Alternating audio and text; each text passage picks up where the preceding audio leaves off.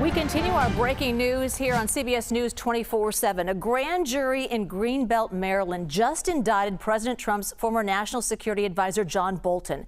This comes after court documents made public last month showed that Bolton was under investigation for a potential mishandling of classified information. So I'm going to go live now to CBS News legal contributor Jessica Levinson with more on this. We just heard about the indictment. Let's talk more about the scope of this. What does this all mean?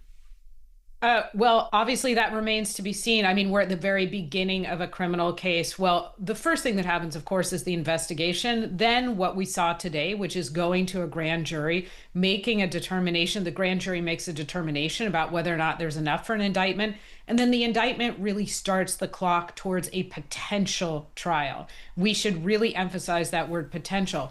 Right now, the indication is, I believe this is a 26-page indictment, 8 different counts, and they focus on exactly what we thought they were going to focus on, which is the retention of classified material and apparently material dealing with the national defense. There was reporting that indicated that much of the investigation focused on the idea that John Bolton was making essentially diary entries in his AOL account that may have included classified information, including information related to national security, and that he may have shared that information with family members. Also reporting to indicate that foreign adversaries were able to hack into that AOL account and potentially obtain some of this information.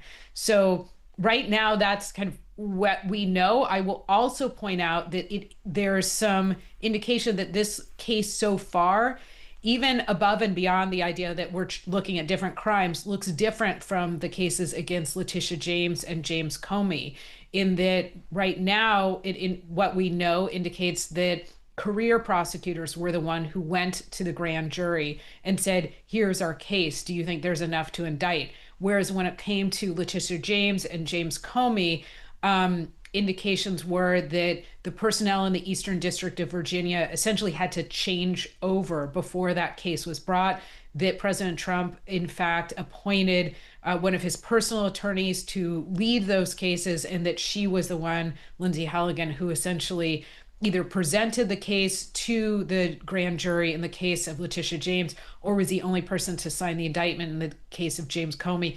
This has some indicia of looking like a more typical case at this point.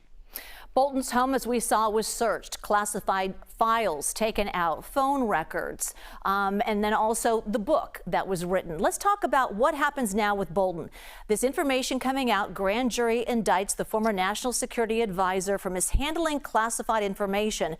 Let's talk about the scale and scope of things, how serious it is, and if you're Bolton, what happens now?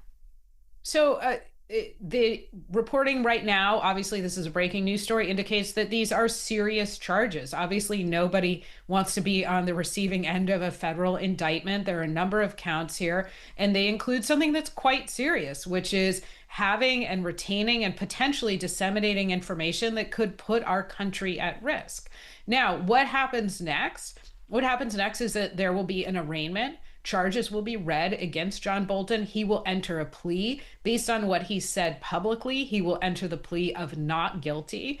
And then there will be a discussion with the judge about scheduling. I know that doesn't sound particularly sexy, but a lot of what happens next will be based on a judge saying, here's a trial date, and now let's move backwards in time from that trial date and set all of the motion dates. What's going to happen also, I think we can bet that John Bolton could try and get this case thrown out on a motion to dismiss before you ever see a jury trial, which is, frankly, again, most cases do not go to trial. Obviously, we can't prejudge what's going to happen in this case. Jessica, we were just showing a list of items that were retrieved. Can you talk more about what possibly they retrieved, or the information that they got from those items? 2 laptops, 2 computers, a USB drive, the U.S. Department of State diplomatic security binder, confidential documents. What entails information from that? It's a great question. So, what it looks like is that they're looking at both physical evidence, but also maybe electronic evidence. I know that might sound obvious, but when it comes to the execution of the search warrant, we know that John Bolton's computers were taken, that I believe phones were taken. And so that indicates that the investigators here are looking at not just about whether John Bolton may have taken a bunch of boxes and somewhere in those boxes there was classified material, but that he was actually working with that material. Maybe it was on his computer. Again, that maybe he had a diary going and that he was writing about classified information, and that that information wasn't stored in a safe way, in a proper way, and that others had access to that information. So I think, piecing together again what was taken from his home, what we could be looking at is a situation where there are allegations that he physically took folders, took documents that he should not have taken and retained those. And again, we're speculating here, but in addition, that there's a lot of information based on what he might have been writing in his emails, what he might have been writing on his computer outside of emails, and obviously what was on his phone as well. I think we can all guess that those things together will form the basis of this case as it moves forward. And let's remind everyone, John Bolton served as National Security Advisor in Donald Trump's first term. He left the role after 17 months amid disagreements about Middle East policy. Trump said he asked Bolton for his resignation, but Bolton said he offered his resignation. And then after his departure, Bolton wrote a book about his time in the Trump White House. It is titled The Room Where It Happened, and it was very critical of President Trump. The first Trump administration tried to stop the publication, arguing it contained classified information. Bolton has denied any wrongdoing. So this has clearly been something that's leading up to today's indictment. But that is quite a lengthy list, and he has quite the history with President Trump.